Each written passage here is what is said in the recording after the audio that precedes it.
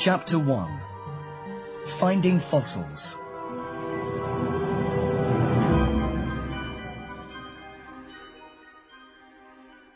On a cold winter's day in 1811, a boy and a girl were walking beside the sea in Lyme Regis, southwest England. They were alone, and they walked slowly, looking at the stones under their feet. The sea on their right was still and grey. On their left, near the land, there were a lot of large broken rocks. The children were looking for something. The girl, Mary Anning, was about 12 years old. Every few minutes, she picked up a stone, looked at it carefully, and put it in her bag. Then the boy, her older brother Joseph, began to climb over the broken rocks. It was dangerous. Both children knew that. There had been a storm the night before, and some rocks had fallen into the sea. Another big rock could fall at any time. But the morning after a storm was also the best time to look for fossils, the bones of animals or parts of plants that had become hard and changed into rock. After a few minutes, Joseph called out to his sister, "Mary, quick, come and look at this." When Mary climbed up to him, he showed her a line of teeth, 1/2 meter long in the broken rock. And behind the teeth, there were some bones, like the head of a strange animal. "It's a crocodile, isn't it?" Joseph said. "We've found a crocodile in the rocks." Mary looked carefully at the head of the strange animal that Joseph had found. "What's that round thing?" she asked. "Look, there, behind the teeth." As she cleaned away some sand from the head, a bony circle stared back at them. "That must be its eye," Mary said. "Look. It's almost as big as my head." Her brother laughed. "And its mouth is as big as your body." "Be careful, Mary. Look at those teeth. It's going to eat you." "Don't be silly," Mary said. "It's dead. It died hundreds of years ago. Come on. We've got to find the rest of its body, too." Some men helped the children to get the bones of the dead animal out of the rock. It was about 4 meters long, with flat, bony hands and a long tail. It had huge eyes and a long mouth full of sharp teeth. At first, people thought it was a crocodile, but it was not. It was an animal quite different from anything alive in the world today. In 1818, 2 scientists called Henry de la Beche and William Conybeare gave it the name Ichthyosaurus. Mary Anning was wrong about one thing. The ichthyosaur did not die hundreds of years ago. It died millions of years ago, at a time which scientists today call the Jurassic period. But Mary Anning was very clever. She knew how to find the bones of dead animals. All her life, she looked for bones and fossils near her home in Lyme Regis. She found many more ichthyosaurs and a different sea animal, a plesiosaur. The plesiosaur had a round, flat body, 4 flat hands, and a very long neck, several meters long, with a very small head at the end of it. She found a strange flying animal, too, a pterosaur. Pterosaurs had long beaks full of sharp teeth and wings made of skin. Some of them had wings as big as the wings of a small plane. At this time, in the early 1800s, people were very interested in bones and fossils. Lots of people came to Lyme Regis to see the strange animals that Mary Anning had found. Among them were William Buckland and Gideon Mantell. William Buckland was a clever scientist from Oxford University. He was very interested in animals, and he liked to watch them and learn about them. In fact, he kept a lot of animals in his house, not just cats and dogs, but snakes, insects, a lot of birds, and a real live bear. Some of Buckland's ideas were very unusual. He liked to eat animals, but not just the animals that people usually eat, like cows and sheep. He wanted to taste every bird, fish, insect, and animal in the world. So every time he found a new type of animal, he cooked and ate it. Buckland was also interested in rocks and fossils, and he rode all over England on his old horse looking for fossils.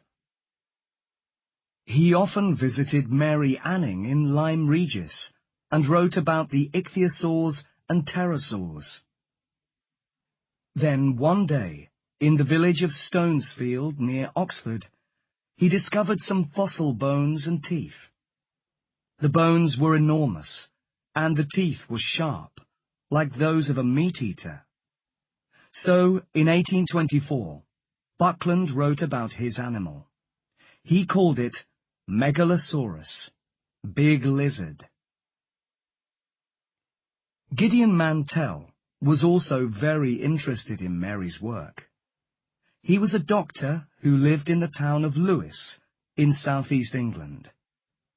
One day in 1822, his wife met some workmen who were using rocks to mend the road near her house. They gave her an interesting rock that they had found. She showed it to her husband when he came home. Dr. Mantell was surprised. "That's not a rock at all," he said. "It's a tooth. A fossilized tooth." "But look how big it is," she said. "What animal does it come from?" "I don't know," Dr. Mantell said. "I don't know of any animal with teeth as big as this." Dr. Mantell went back to the place where the workmen had got the rocks, and found some huge bones there. He decided that the bones and the tooth came from the same animal. But what was the animal like? For 3 years he wondered about this. He talked to his wife and friends, but he did not tell the world about it. He decided that the tooth was like the tooth of an iguana, a kind of large lizard up to 2 meters long. But the bones came from an animal much, much bigger, 18 meters long. At last, in 1825, Dr. Mantell wrote about his animal, and he called it Iguanodon. Later, he sometimes said that he found the tooth, and sometimes that his wife did. 7 years later, in 1832, Dr. Mantell found some bones from a very different animal. This animal, he said, had a very thick skin. He called it Allosaurus. Another English scientist, Richard Owen, read about these strange animals. Owen knew a lot about bones, and he loved to cut up dead animals, often in his own home. When Owen spent months cutting up a dead rhinoceros, his wife was very unhappy about the terrible smell. In 1842, Owen wrote a book about the animals that Buckland, Mantell, and other people had found. He called his book Dinosauria, and he was the first person to use the name dinosaur, which means terrible lizard. He said that Megalosaurus, Iguanodon, and Allosaurus came from 3 different groups of dinosaur, and scientists still use these 3 groups today. Owen was not a very nice man, but he was a great teacher. He wanted everyone to know about the dinosaurs. So he had some models of dinosaurs made for a park in Crystal Palace in London. The models were as big as real dinosaurs, and you can still see them there today. On the 1st of January, 1853, Owen held a dinner party for 21 scientists inside the model of the Iguanodon. But Dr. Mantell was not there. He had died the year before. Scientists all over the world read Owen's book. Some of the scientists inside the Iguanodon came from Germany and Belgium. They found dinosaurs in their countries too. And in the 1870s, 2 Americans, Othniel C. Marsh and Edward Drinker Cope, began to find dinosaurs in North America. Lots and lots of them. It was an exciting time in the American West, but it was a difficult, dangerous place to work. There was a lot of fighting everywhere, and the scientists carried guns to defend themselves. But people were building railways, and sometimes the railway builders found bones when they were digging through rocks. So it was just the right place for dinosaur hunters. Marsh and Cope were not friends. In fact, they hated each other. They hid bones from each other, spied on each other, and sometimes they stole each other's bones too. They argued with each other in newspapers and books. Each man tried to find more dinosaur bones than the other. The fight between them, which went on for about 20 years, was called the Bone Wars. Marsh won the Bone Wars. He discovered 80 new types of dinosaur, while Cope only discovered 56. But the Bone Wars made dinosaur hunting very popular, and by the time Marsh and Cope died, everyone knew about dinosaurs. Since then, scientists have found dinosaurs in South America, Asia, Africa, India, Europe, and Australia. Some of the most interesting dinosaurs today are the ones that scientists are finding in China. People have even found a few dinosaurs in Antarctica. In fact, just like people, dinosaurs lived all over the world.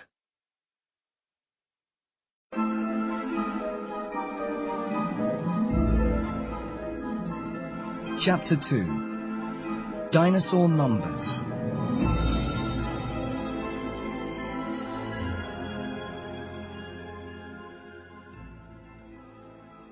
Everything about dinosaurs is extraordinary. Many of them were big, much, much bigger than humans. The biggest of all, Argentinosaurus, weighed more than 15 elephants. The tallest dinosaur, Sauroposeidon, could lift its head 18.5 meters above the ground. That is tall enough to look in through the 6th floor window of a modern building. The longest dinosaur, Diplodocus, was 35 meters long, longer than 3 buses, and its tail was 21 meters long. The end of that tail could move frighteningly fast, fast enough to knock a man's head off. Many dinosaurs were very, very dangerous. Spinosaurus, for example, was much bigger than an elephant. It had a mouth like a crocodile, but much, much bigger. It had 100 sharp teeth. An animal like that could probably kill and eat a human in 2 or 3 minutes. Luckily, however, there were no humans alive at the time of the dinosaurs. That is because the dinosaurs lived an enormously long time ago. It is really hard to understand how long, but it is important to try. How long have there been people like us, modern humans, on Earth? Well, scientists say that we have been here for about 190,000 years. But before that, there were early humans, people who were almost human, but a little bit different from us. The oldest early human that scientists have found died 3.2 million years ago. That is a very long time ago, but it is nothing to the time that the dinosaurs lived.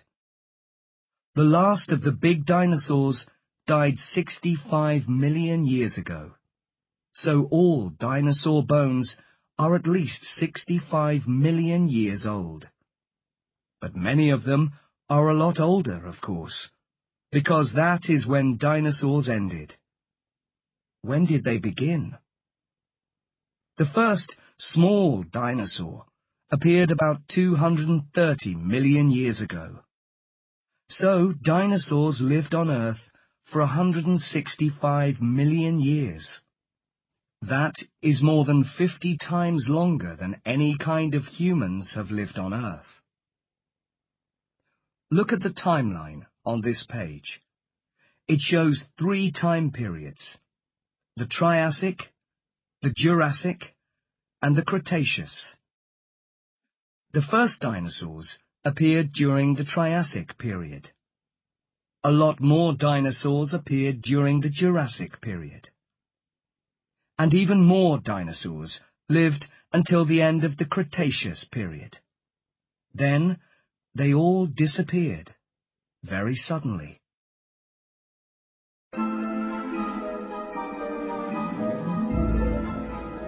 Chapter 3. The First Dinosaurs.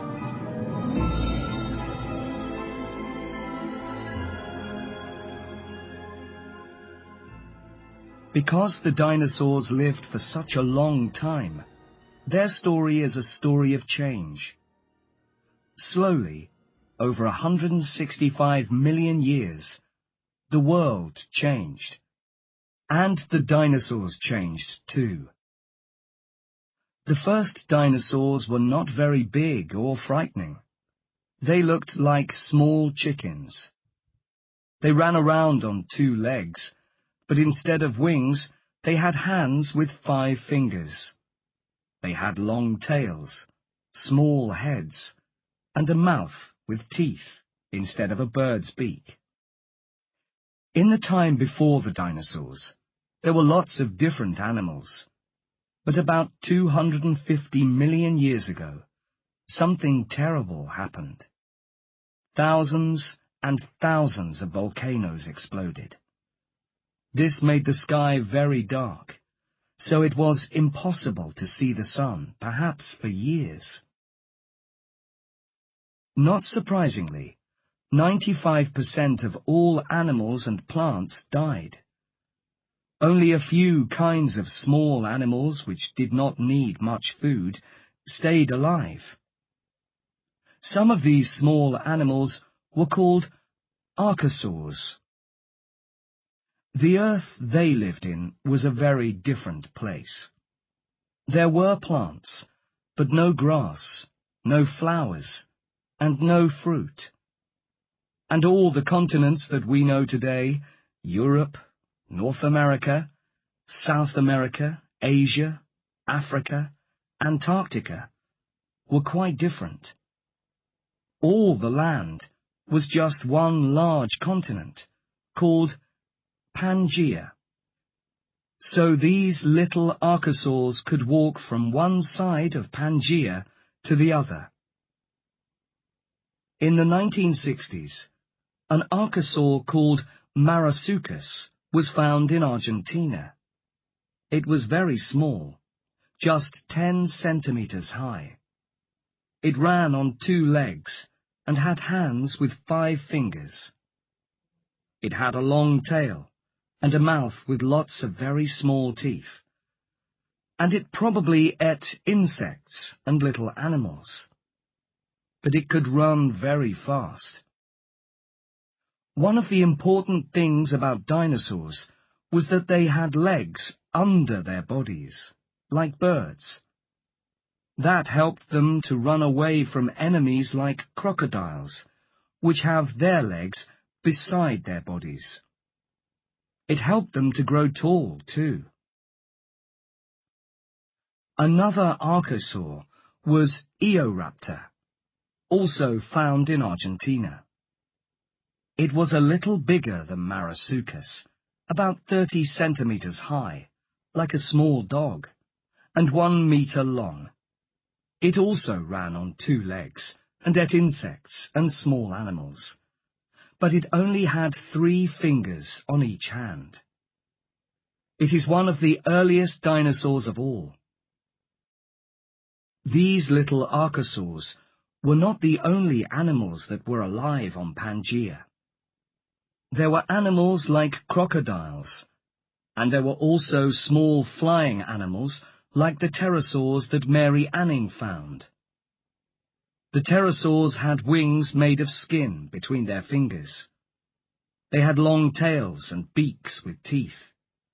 They flew all over Pangaea, and sometimes they killed the little Arcosaurs and ate them. All the rest of the world was sea, lots and lots of it. The sea was full of ichthyosaurs and plesiosaurs. These were in the same family as the Arcosaurs, but they had learned to swim and live in the sea. Some ichthyosaurs were small, but others were huge, more than 15 meters long. They had long mouths full of teeth and huge eyes to see in the dark. As millions and millions of years passed, all of these animals evolved in different ways. The small 2-legged Arcosaurs, like Marsuchus and Eorapta, evolved over time into the first real dinosaurs. Scientists make a picture, like a family tree, to show this. In the picture, the oldest animals, the Arcosaurs, are at the bottom, and the most recent dinosaurs are at the top. Richard Owen, in 1842, said that there were 3 main types of dinosaur: meat-eating dinosaurs and 2 types of plant-eating dinosaurs. Scientists today agree with him. The meat-eating dinosaurs are called theropods. The plant-eating dinosaurs with long necks and tails are called sauropods. And the ones with extraordinary thick skins are called Ornithischians. One of the first theropods was Coelophysis. It ran on 2 legs, like Marsuchus and Eorapta. But Coelophysis was much bigger, about 1 meter high and 2 or 3 meters long. It had 3 strong claws on its hands, and a long tail and long mouth like a crocodile. It could probably stand up on its back legs as tall as a man. But it was not heavy, because its bones were full of air, like the bones of a bird. It was as long as a small car, but it weighed the same as a 7-year-old child. So it could run very fast and hunt smaller animals for food. The first Coelophysis was found by an American scientist called David Baldwin in New Mexico in 1881. Baldwin often spent months looking for fossils, all alone, in the middle of winter, with only his horse beside him. He sent the bones of the Coelophysis to Edward Drinker Cope during the Bone Wars. 60 years later, in 1947, lots more Coelophysis were found at a place called Ghost Ranch in New Mexico. It is New Mexico's most famous dinosaur. A very early sauropod was Decodontosaurus, found near Bristol in England in 1836. It was only the fourth dinosaur ever discovered. It was not very tall, but up to 2.5 meters long. It probably walked on 2 legs and used its 4 clawed hands to help it eat plants and small insects. A much bigger Triassic sauropod was Platyosaurus. Platyosaurus was up to 10 meters long and weighed 700 kilograms. It was 3 meters high when it stood on its back legs. This plant-eating dinosaur probably walked on 2 legs and used the claws on its hands to hold the branches of trees while it ate. The first Platyosaur was found in Bavaria, in Germany, in 1837. It was the first dinosaur found outside England, and the 5th dinosaur to be given a name. Since then, 50 more Platyosaurs have been found in France, Germany, Norway, Switzerland, and Greenland. An even bigger early sauropod was Ryokosaurus, found in Argentina. It was up to 2.75 meters high, 11 meters long, and weighed up to 3 tons. It needed to eat a lot of plants every day in order to stay alive. And by the end of the Triassic, there were a lot more plants for these dinosaurs to eat.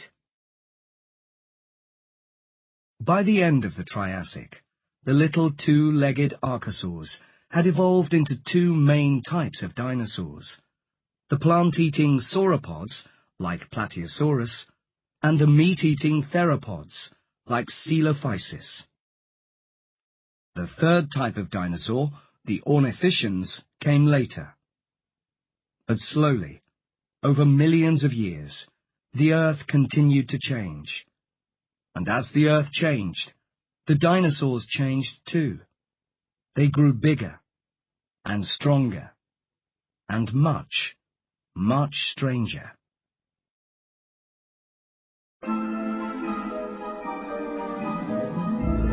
Chapter 4.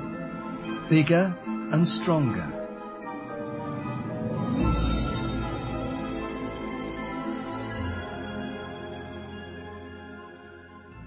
As the Triassic period changed into the Jurassic period, the Earth got warmer.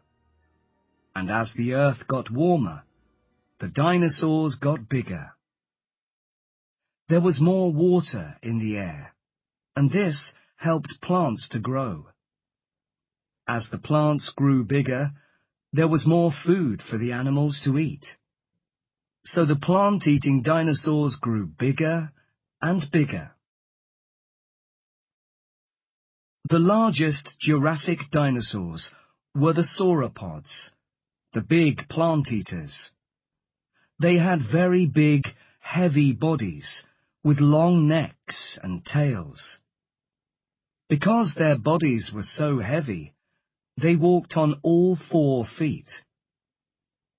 They used their long necks to eat leaves from tall trees, and they used their long, strong tails to defend themselves. They had small heads, with very small brains, often about 100 grams, or as big as an orange. One of the earliest Jurassic sauropods is Brachiosaurus, which was found in India. It was 18 meters long and weighed up to 55 tons. But that was only the beginning. In the middle and later Jurassic periods, the sauropod dinosaurs began to grow very big indeed. By the mid-Jurassic, some sauropods could reach leaves that were 10 meters from the ground. The bones in these dinosaurs' necks were hollow in places, so they were not as heavy as other bones. That made it easier to lift these very long necks. The sauropods' hands still had fingers, which they could use to hold trees and plants, but they mostly walked on 4 legs. They could not run because they were too heavy. In some ways, they were like elephants. They probably moved slowly, and they lived in large family groups or herds. Most big sauropods had at least 100 teeth. Some had 600. But even for an animal with so many teeth, some plants were probably hard to eat. Scientists have found stones in sauropod stomachs. They think that the dinosaurs ate the stones, which then helped to break up the leaves that they ate. 2 of the largest sauropods were Diplodocus and Apatosaurus. These were found in America in the 1870s by Cope and Marsh. They had small heads, heavy bodies, and big stomachs. They ate a lot of food and grew very quickly. A young Apatosaur probably grew 15 kilograms heavier every day. All these animals had very long, strong tails, which they used to defend themselves. Shunasaurus, a dinosaur from China, actually had sharp, bony spikes on the end of its tail to hit its enemies with. Another big Jurassic dinosaur was Brachiosaurus, found in the USA and Africa. An adult Brachiosaur weighed up to 50 tons and was 26 meters long. Unlike most dinosaurs, its front legs were longer than its back legs. This meant that it could lift its huge head on its long neck, about 16 meters above the ground. On top of its head, between its eyes, Brachiosaurus had a big, hollow nose full of air. Scientists think that it used this nose to make loud noises, perhaps to sing to its friends and frighten its enemies. Then there was Momentusaurus, another enormous Jurassic dinosaur from China. This huge dinosaur was 25 meters long. Its neck was 12 meters long, one of the longest necks of any animal ever discovered. But why were these dinosaurs so big? Well, one reason is that the world was getting warmer and wetter, so there was more plant food for them to eat. But there was another important reason: safety. It is easier for big animals to defend themselves against their enemies, and these big Jurassic sauropods had a lot of very big, dangerous enemies. One of their most dangerous enemies was Allosaurus. Allosaurus was a big theropod, a meat-eating dinosaur. It was about 5 meters high, much taller than a man, and 12 meters long. It weighed 2 tons or more. It ran on 2 legs and had 3-fingered hands with long, sharp claws. It had small horns over its eyes and a mouth full of sharp teeth like kitchen knives. It used these terrible claws and teeth to kill and eat its food. And its favorite food was big sauropods like Apatosaurus, Diplodocus, and Brachiosaurus. But how did it kill these enormous animals? Allosaurus was big, but Apatosaurus was much bigger. It was one of the biggest animals on Earth. It was 20 to 25 meters long and weighed up to 28 tons, more than a family of elephants. And with its long, strong tail, it could kill a small dinosaur in a second. Sometimes, perhaps, a brave, hungry allosaur jumped onto the back of an adult apatosaur and tried to kill it with its terrible teeth and claws. But that was very difficult and dangerous, so perhaps they did it a different way. Some scientists think that allosaurs hunted in family groups, so perhaps 4 or 5 terrible meat-eaters all jumped onto the back of one apatosaur together. That was probably easier, and there was plenty of meat for all of them when they killed it. And like lions today, they probably did not try to kill the biggest and strongest apatosaur. They looked for an animal that was old or ill and killed that. And sometimes they found an animal that was already dead. But Allosaurus was a very good killer. Scientists are sure about that. The dinosaur scientist Thomas Holtz says that dinosaurs, like Allosaurus, changed very little over 100 million years. That means, of course, that they were very successful at what they did. And what they did was hunt, kill, and eat sauropods. Another terrible Jurassic meat-eater was Ceratosaurus. This dinosaur was smaller than Allosaurus, but it was still taller than a man. It was 6 to 8 meters long and heavier than 2 horses. Ceratosaurus also ran on 2 legs. It had long, sharp claws on its 4-fingered hands, and a mouth full of very sharp teeth. It had 3 small horns on its head, and an unusually strong tail. But unlike Allosaurus, it did not always hunt big sauropods. The scientist Robert Bakker has found lots of Ceratosaurus teeth near the bones of fish and small crocodiles. He thinks that Ceratosaurus used its big, strong tail to swim and hunted for its food in the water. During the Jurassic period, the continent of Pangaea began to break into 2 continents, Laurasia and Gondwana. The Atlantic Ocean appeared. At first, it was about 50 kilometers wide. Much of modern Europe was underwater then, so there were lots of fish for Ceratosaurus to eat in Jurassic seas, lakes, and rivers. But there were lots of other animals there too. In the Jurassic seas, the ichthyosaurs grew even bigger and stronger. They were hunters, with enormous eyes and long mouths full of sharp teeth.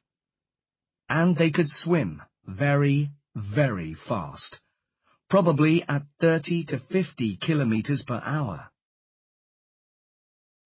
There were plesiosaurs in the sea, too. Plesiosaurs did not look like fish. They had round, flat bodies, with 4 huge, flat hands that they used to push themselves through the water.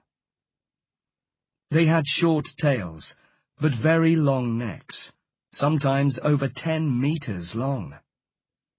Some had very small heads, but others had huge heads, 3 meters long, bigger than any other dinosaur head. In the Jurassic skies, a new type of pterosaur appeared, the Pterodactyl. Pterodactyls had longer necks than Triassic pterosaurs, and they had bigger brains too. Most of them had long mouths full of sharp teeth, and many of them ate fish. Most pterodactyls were as big as large birds today, but a few were much, much bigger. In fact, the largest pterodactyl of all, Quetzalcoatlus, had wings 12 meters wide, bigger than a small plane. But Quetzalcoatlus lived in the Cretaceous period, which came after the Jurassic. It was in the Cretaceous that dinosaurs grew really big.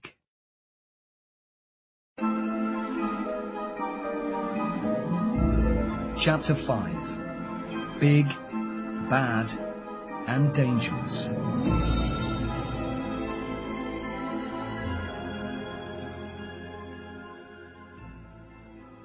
During the Cretaceous period, Pangaea, which was once a single continent, continued to break into smaller parts. The Earth began to look more like the world today, several different continents with large seas between them. This meant that, as time passed, different dinosaurs evolved in each continent. The dinosaurs of China, for example, were different from those of South America. But in every continent there were large plant-eating sauropods. They grew even larger because the Cretaceous world was warmer and wetter than before. So plants grew bigger and stronger. And for the first time, some plants had fruit and flowers. So there was a lot more food for the big dinosaurs to eat. The biggest dinosaur of all was probably Argentinosaurus. This enormous animal was between 33 and 41 meters long, 6 to 7 meters high, and weighed between 75 and 90 tons. That is more than several families of African elephants. To keep its huge body alive, one Argentinosaur probably needed to eat 2 or 3 large trees every day. There were probably thousands of these enormous animals in South America, so just think about the number of trees that were eaten every day. It is hard to understand how any enemy could kill Argentinosaurus. It was just too big. Most meat-eaters probably just waited for it to die and ate it then. But there were plenty of large meat-eating dinosaurs in the Cretaceous. Perhaps, from time to time, some of them did try to kill a baby Argentinosaur, or a sick or old animal. If they tried to kill a healthy adult, they probably got hurt or killed. Not all of the terrible killers in the Cretaceous were big. In 1964, John Ostrom, a scientist from Yale University in America, discovered Dinonicus. This animal was too small to kill Argentinosaurus, but it was still very dangerous. It was about 3 meters long, as tall as a man, and probably covered in feathers like a bird. It had a big brain, and a mouth as long as a man's leg, full of sharp teeth. Its hands had 3 fingers, with long, sharp claws, and on the second toe of its back feet there was another big, dangerous claw. Deinonychus weighed about 80 to 100 kilograms, and it could run very fast. Scientists think that Deinonychus hunted in groups, like lions today. When they found a large plant-eating dinosaur, 5, 10, or even 20 Deinonychus jumped onto it, all together. They bit it with their sharp teeth and cut it with their terrible sharp claws until it died. Then they ate it. Deinonychus was very frightening, but Eorapta was even more dangerous. It had terrible teeth and claws like Deinonychus, but it was much bigger. It was 6 to 7 meters long, taller than the tallest horse, and it weighed up to 1.1 tons. It had a big brain, too, so it was probably very clever. And just like Deinonychus, these dinosaurs hunted together in groups. For plant-eating dinosaurs, this was like a really bad dream. They could look up and see not 1, but 5 or 10 terrible killers running towards them, very fast. It was usually the last thing they ever saw. However, Eorapta was not the biggest killer.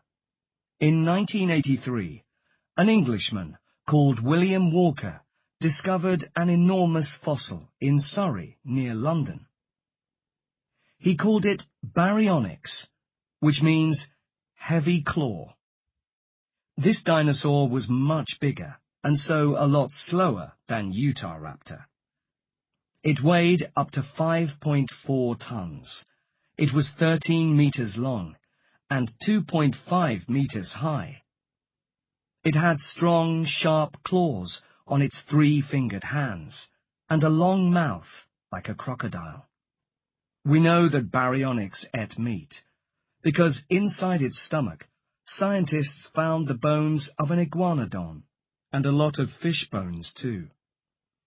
Baryonyx probably lived near water and used its big, sharp claws and its long crocodile mouth to catch fish, like some North American bears today. An even bigger meat-eater than Baryonyx was Spinosaurus, which was found in Africa by Ernst Stromer, a German scientist. Spinosaurus looked like Baryonyx, but it was much, much bigger. It had a long crocodile mouth, sharp claws on 3-fingered hands, and a huge sail on its back. It weighed 8 to 13 tons, as much as the biggest African elephant. It was 14 to 18 meters long and 3 meters tall. A Spinosaur head that was discovered recently was 2 meters long, longer than a tall man.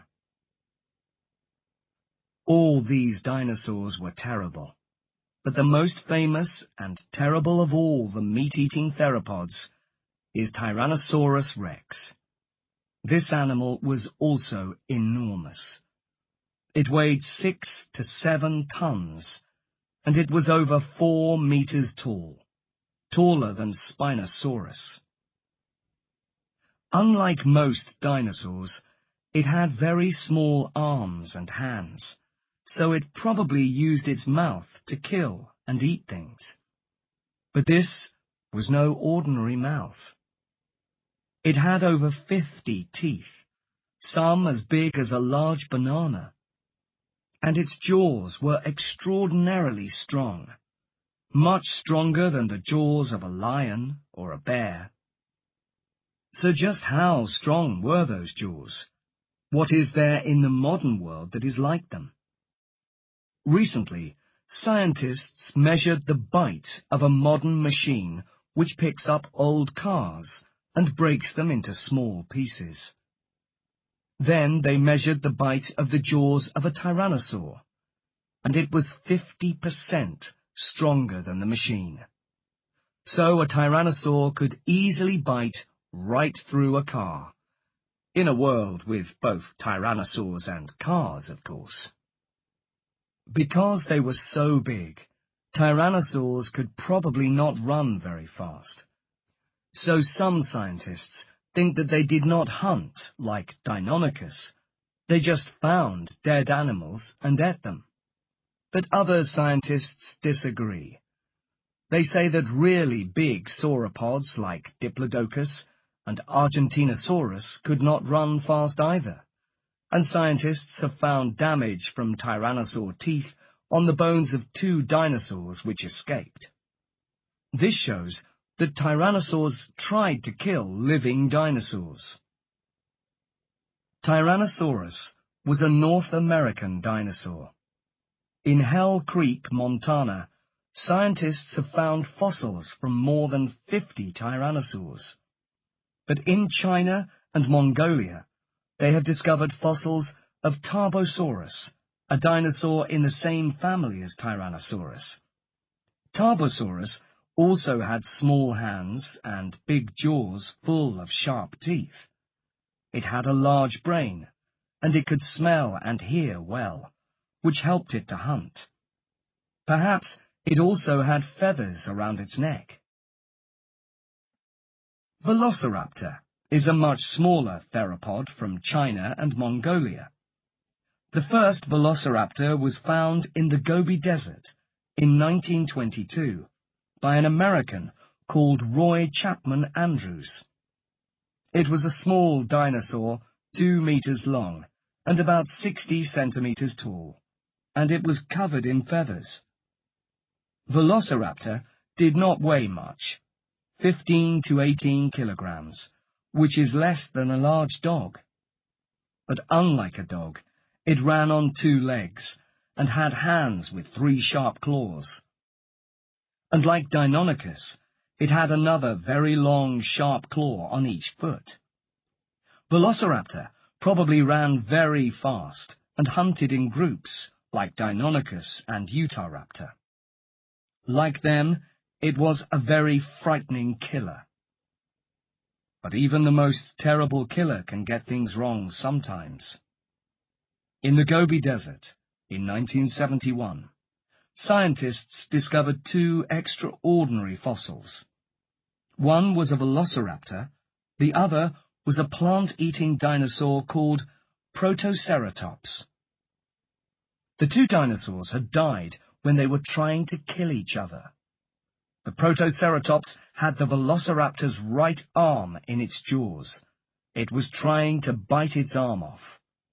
The velociraptor had its claws in the head and neck of the Protoceratops. It was trying to cut the Protoceratops's neck open. This terrible fight happened beside a hill of sand. As the 2 dinosaurs were fighting, the hill fell on top of them, so they both died. And there they stayed, for millions of years, under the sand, until one day the scientists found them. But what about Protoceratops? What type of dinosaur was that?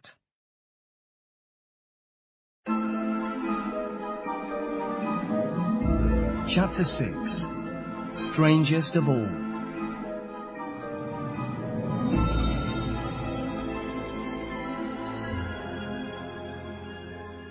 Protoceratops is one of the 3rd type of dinosaurs, the Ornithischians.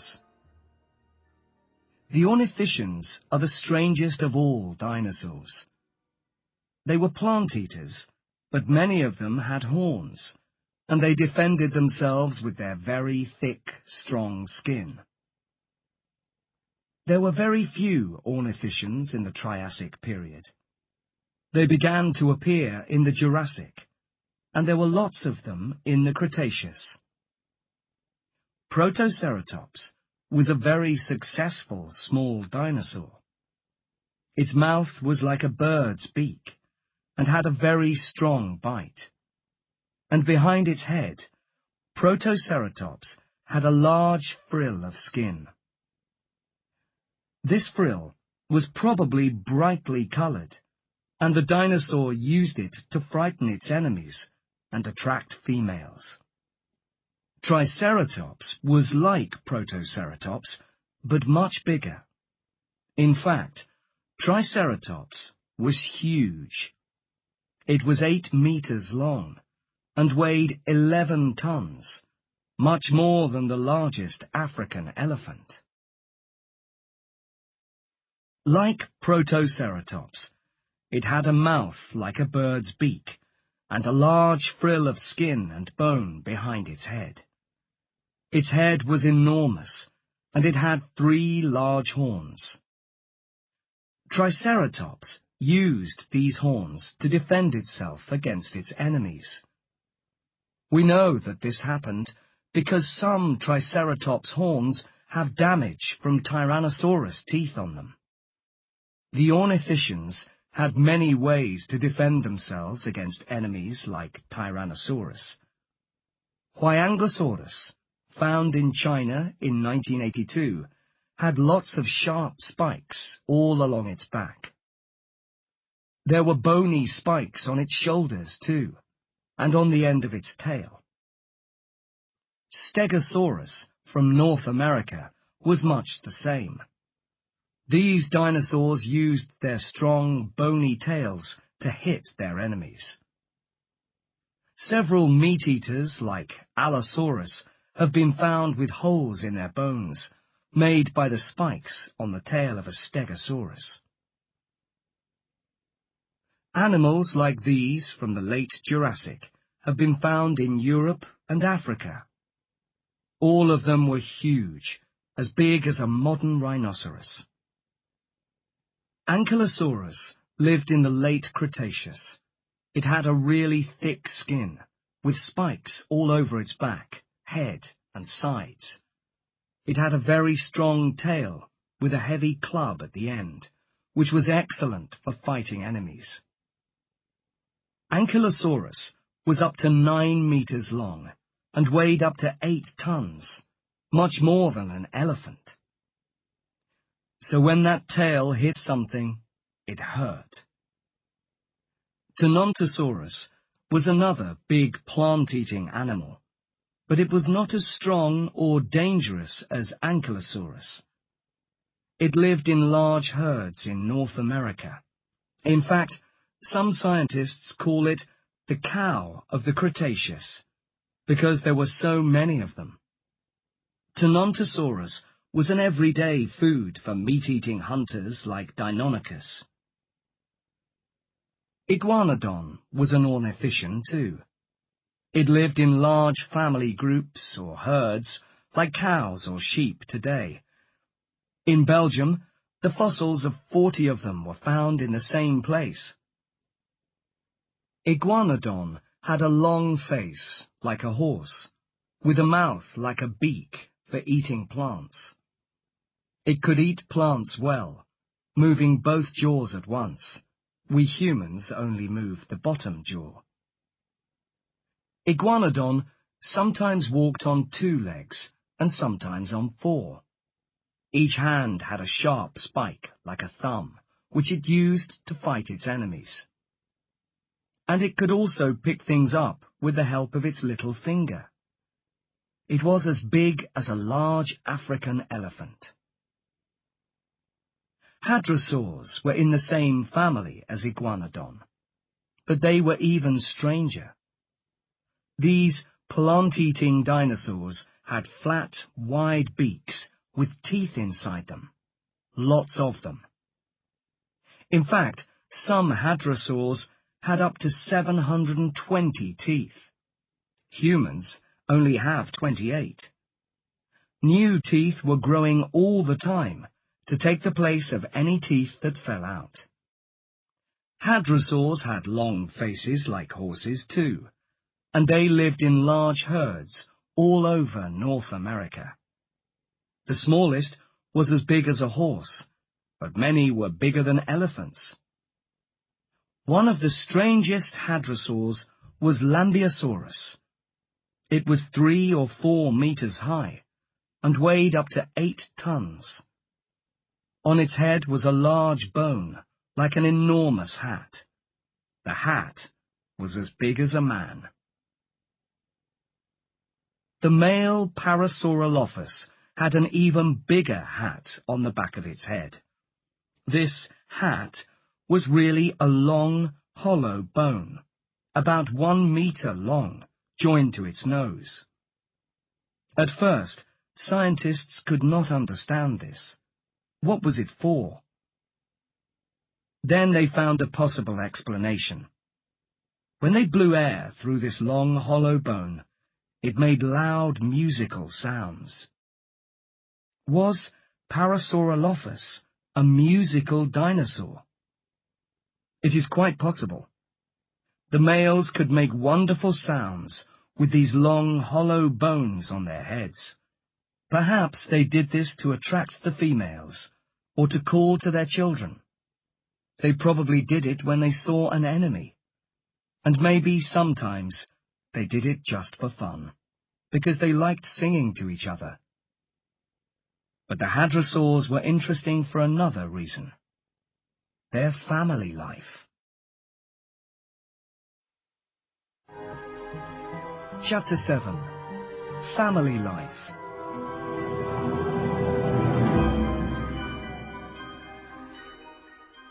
In 1923, the American scientist Roy Chapman Andrews discovered something very strange.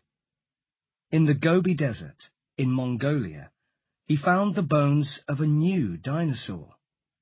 It was about 2 meters long, with a strong beak, no teeth, and a thin hat on top of its head. And it was probably covered with feathers, like a very big chicken. Underneath this dinosaur, there was a nest full of eggs. This was the first time anyone had found dinosaur eggs. At first, Roy Chapman Andrews thought that the eggs belonged to a different dinosaur, Protoceratops. The new dinosaur, he thought, was trying to steal them when it died. So he called his new dinosaur Oviraptor, which means egg stealer. But later, in the 1990s, another Oviraptor was found on a nest of eggs. Scientists looked at these eggs very carefully and decided that the eggs did not belong to Protoceratops after all. They belonged to Oviraptor. The female Oviraptor was sitting on her own eggs when she died.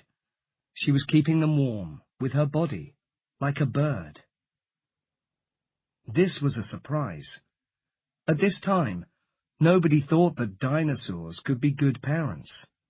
Most scientists thought that dinosaurs just laid their eggs on the ground and walked away. But the Oviraptor was taking care of her eggs like a good mother. Most dinosaurs could not do this. They were much too heavy to sit on their eggs. In Montana, scientists found hundreds of dinosaur nests. But the eggs in the nests came from a type of hadrosaur that weighed 3 tons. Were these mothers interested in their babies? Probably not, the scientists thought. They probably just laid their eggs and forgot all about them. But there was a problem. They found a lot of baby dinosaurs in the nests beside the eggs. These baby dinosaurs were very small, no bigger than a chicken. They could not walk far because their bones were not strong enough. But their teeth showed that they had eaten plants. How did the baby dinosaurs find these plants when they were too young to walk? The scientists thought hard about this. The baby dinosaurs did not find the plants, they decided. That was impossible. They could not walk. So it must be the parents who found the plants. They brought them to their nests for their children to eat. These dinosaurs were looking after their children, like good parents. So the scientists called this new dinosaur Maiasaura, which means good mother lizard. Maiasaurs lay 20 or 30 eggs in each nest. Then they covered the eggs with dead plants to keep them warm. When the babies came out of the eggs, they weighed about 1 kilogram, but they grew very quickly. 10 years later, they were adults, weighing 3 tons. This shows they were warm-blooded, because cold-blooded animals cannot grow that fast. When they could walk, baby maiasaurs followed their parents around, looking for food. Maiasaurs were very successful. In one fossil site, there are over 10,000 animals. They lived in huge herds, like many animals in Africa today. And all around them, like lions in Africa, were the hunters: Tyrannosaurs, Dinonicus, Eoraptors. When the baby maiasaurs saw them, perhaps they ran under their parents' legs to stay safe. Tyrannosaurs probably fed their babies too, but with meat, not plants. As the young tyrannosaurs grew, they probably hunted together in groups. Young tyrannosaurs had long legs, but they were not heavy, so they could probably run much faster than their parents. Perhaps the adults and children hunted together, the young tyrannosaurs chasing an animal towards their enormous parent. Or perhaps the young hunted the smaller animals, and their parents hunted the big, slow-moving ones. Tyrannosaurs did not always kill their food, of course. Sometimes they just found it lying on the ground. And a dead dinosaur was a free meal for all the Tyrannosaur family.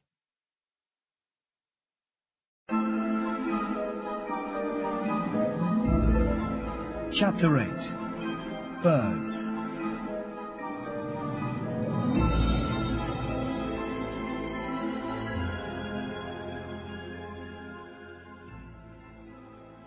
In 1861, a small fossil was found in Germany.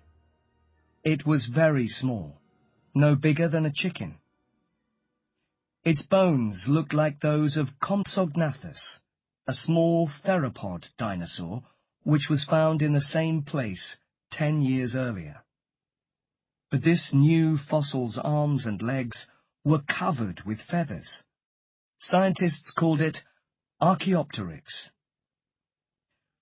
When the English scientist T.H. Huxley looked at Archaeopteryx, he noticed something else. Its bones were hollow, just like the bones of birds. There was a lot of air in them, so they did not weigh very much. Archaeopteryx, like Compsognathus and most theropods, ran on 2 legs. And because Archaeopteryx had feathered wings, it could probably fly. This gave Huxley an idea. Perhaps birds evolved from theropods.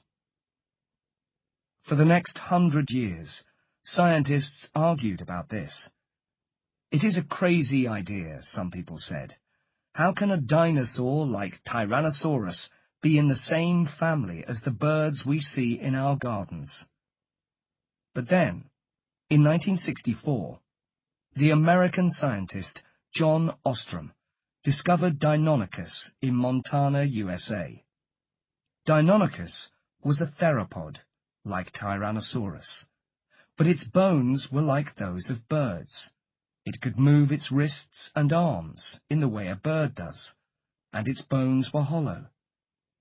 Tyrannosaurus also had some hollow bones, and so did the big sauropods, like Diplodocus. That is why its enormously long neck and tail are not as heavy as they look. So Ostrom decided that Huxley's idea was right. In 1996, scientists in China made another extraordinary discovery, a small dinosaur called Sinosauropteryx. It was very like Compsognathus, but there was an important difference. Sinosauropteryx had feathers all over its body. The sand where it had died was very fine and soft, so scientists could see that it had had feathers. Sinosauropteryx was a theropod, like Tyrannosaurus, but it was covered in feathers, like a bird. No other animals have feathers, only dinosaurs and birds. In the next few years, Chinese scientists discovered many more feathered dinosaurs. The one most like a bird was Microraptor, which had a long tail, a beak with small teeth, and claws on its hands and feet. It was smaller than Archaeopteryx, but it also had long feathers on its arms and legs, so perhaps it flew with 4 wings, not 2. Other Chinese dinosaurs, like Oviraptor, had feathers, but could not fly. So which came first, feathers or flying? Today, scientists think that many dinosaurs had feathers. The feathers kept the dinosaurs warm. They also helped dinosaur mothers, like Oviraptor, to keep their eggs warm in their nests. So the feathers probably came first. Much later, some small feathered dinosaurs like Microraptor and Archaeopteryx probably learned how to climb into trees. They used their claws and beaks to help them climb. They slept in the trees at night, safe from their enemies. In the morning, they came down from the trees. As they came down, they sometimes opened their wings and jumped. This helped them to fall down more slowly. Over millions of years, they learned to do this better. Sometimes when they jumped from trees, they were able to catch small animals by surprise. Those with the best wings and feathers caught more food, so they lived longer and had more children. Some of their children were born with better wings and better feathers, and one day they learned to fly. Even dinosaurs which could not fly, like Oviraptor, were like birds in other ways. They laid eggs in nests and sat on the eggs to keep them warm. And dinosaurs like Maiasaura brought food to their babies in the nests, like birds. Even Tyrannosaurus probably had feathers around its neck, and hollow bones with air in them. Tyrannosaurus, in fact, was not very different from an enormous, terrible chicken. Dinosaur scientists are very sure about this. Thomas Holtz says it clearly. Birds are dinosaurs.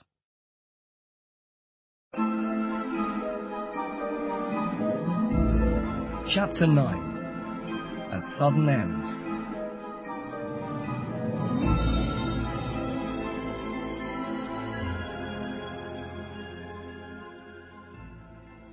Birds, of course, are still with us, but all the other dinosaurs disappeared 65 million years ago.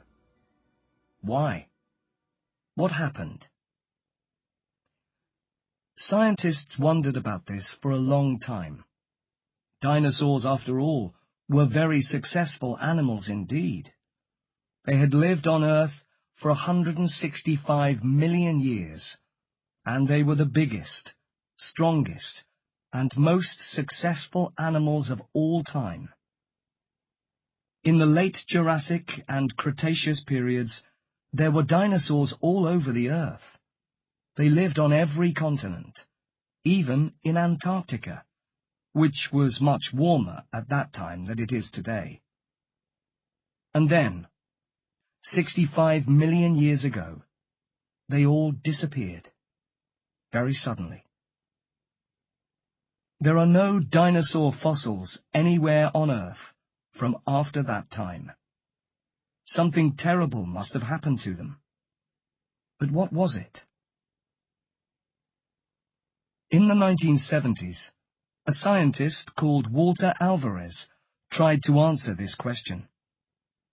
He looked at the rocks from the Cretaceous and the time after that, the Tertiary. There were hundreds of dinosaur fossils in the Cretaceous, and none in the Tertiary.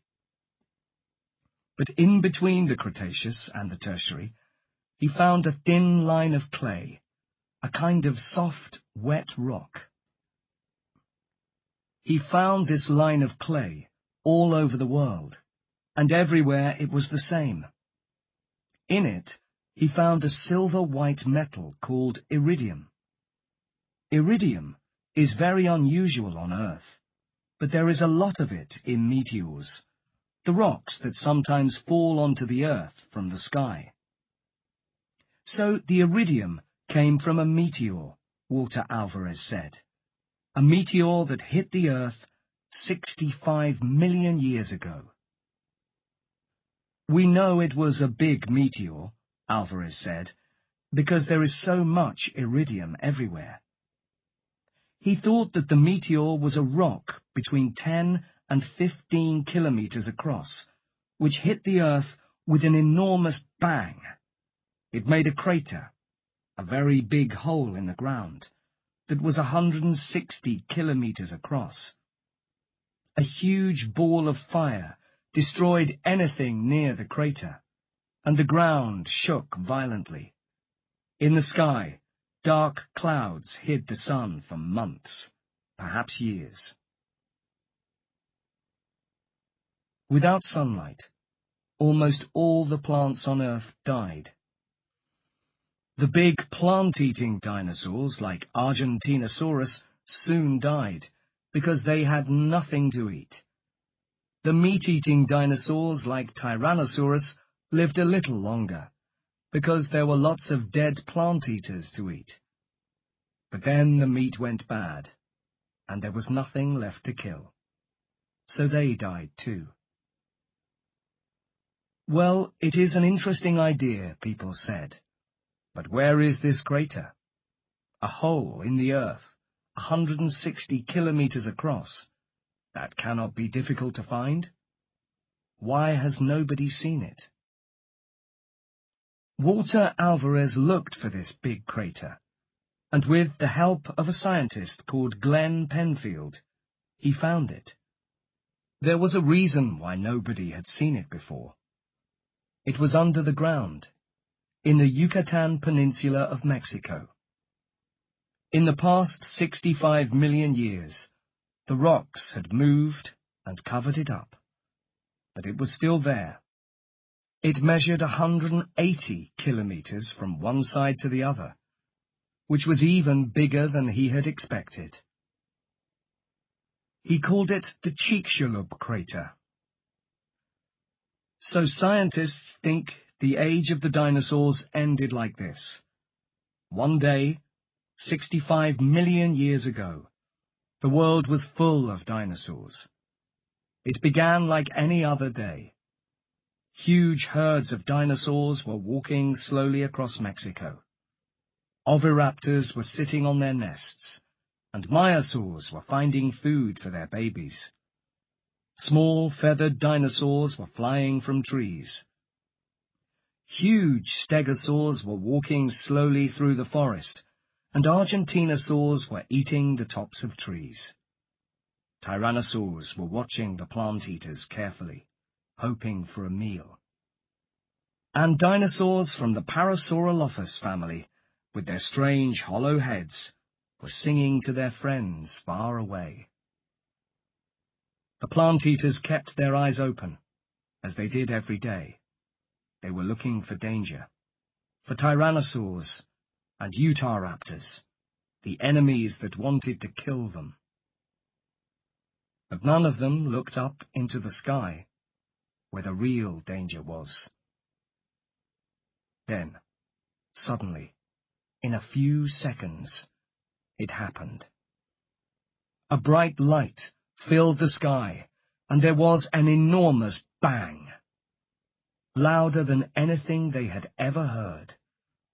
A great wind knocked all the trees flat, and a few seconds later, everything in the forest was on fire. All the dinosaurs nearest to the meteor were burned in a few minutes. There was nothing left of them, nothing at all. Those more than 50 kilometers away died more slowly. But all of them, all over the world, began to die. In a few seconds, 165 million years had ended. Not everything died, of course. Some small animals, like insects, snakes, and small birds, lived. Because they were not very big, they did not need much food. One of these small animals looked a bit like a mouse. It was a warm-blooded animal, covered in soft hair, and it probably lived in holes in the ground. Dinosaurs ate lots of them every day. But now, suddenly, the dinosaurs were gone. So now this animal could come out of its holes and feel a little bit safer.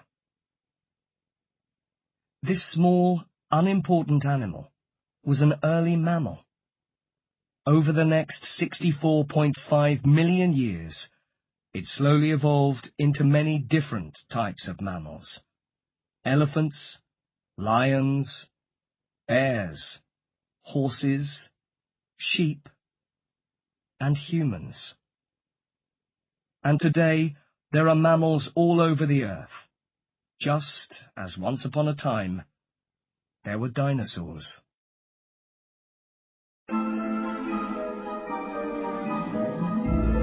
Chapter 10. Studying Dinosaurs.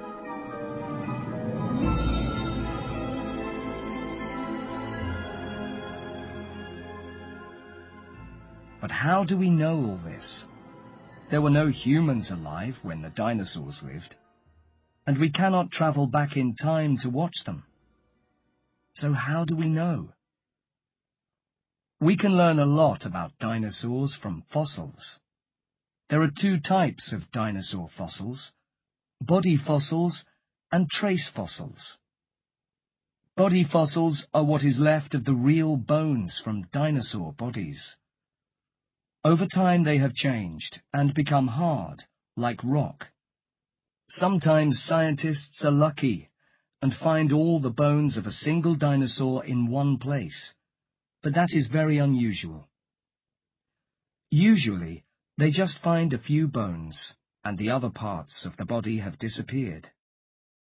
This may be because when the dinosaur died, some other animals ate it and carried away the bones. Sometimes water has washed some of the bones away, or the rocks that contained the fossils have broken into smaller pieces. But even from one fossil we can learn a lot.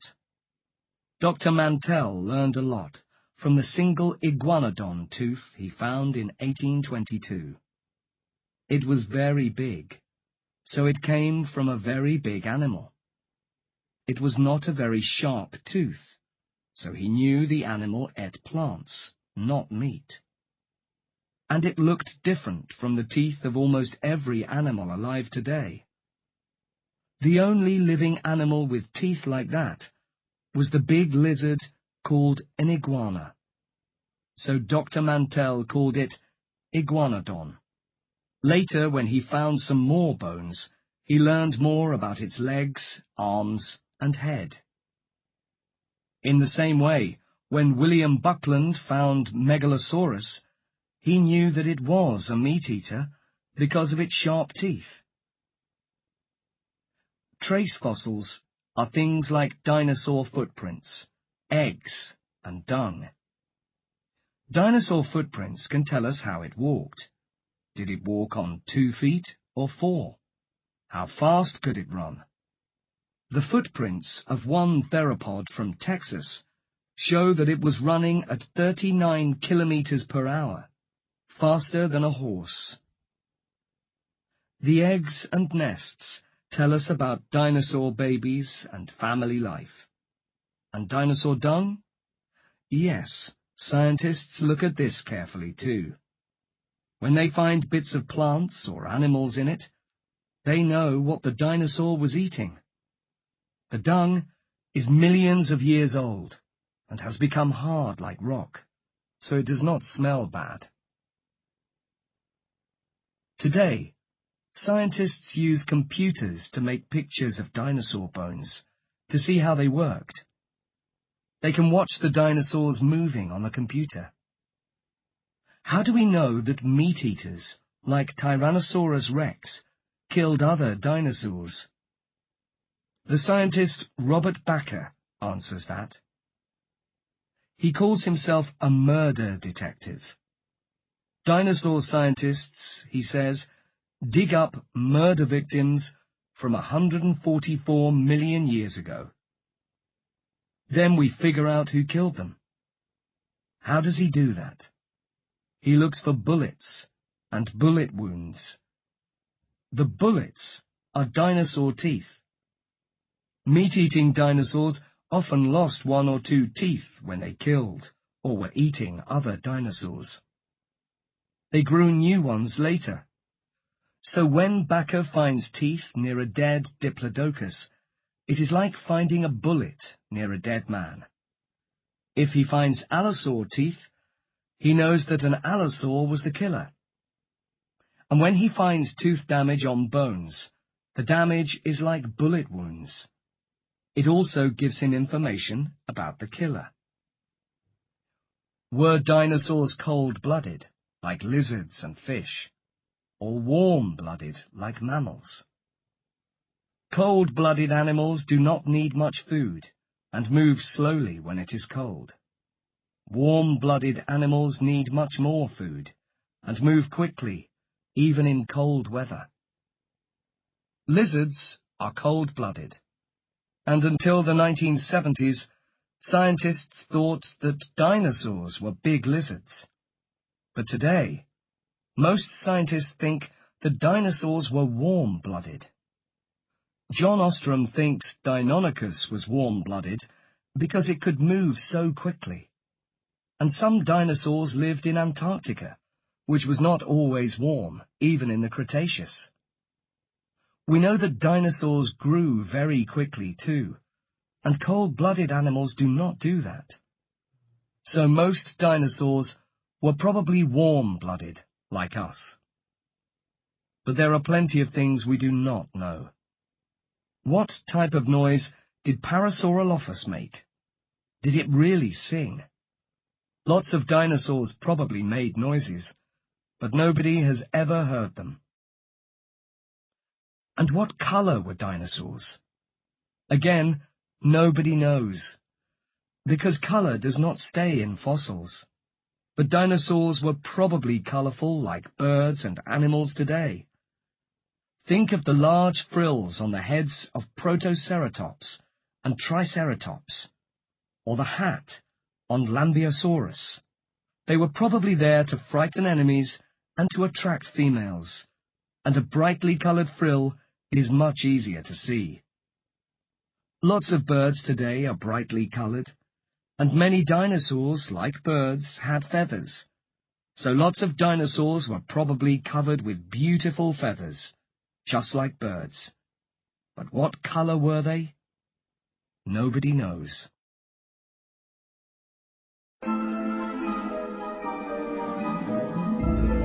Chapter 11. Dinosaurs Today.